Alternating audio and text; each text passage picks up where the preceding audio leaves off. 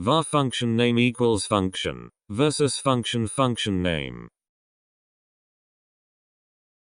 I've recently started maintaining someone else's JavaScript code. I'm fixing bugs, adding features, and also trying to tidy up the code and make it more consistent. The previous developer uses two ways of declaring functions and I can't work out if there is a reason behind it or not. The two ways are var function1 equals function some code, function2 some code. What are the reasons for using these two different methods and what are the pros and cons of each? Is there anything that can be done with one method that can't be done with the other?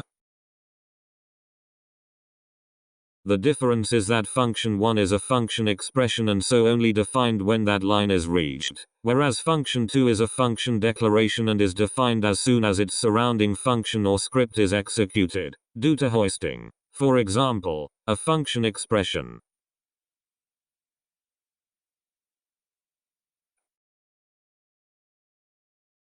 and a function declaration. This also means you can't conditionally define functions using function declarations. The above actually defines function3 irrespective of test's value, unless use strict is in effect, in which case it simply raises an error. Thanks for watching. Subscribe to learn JavaScript. We have a number of awesome tutorials in the works.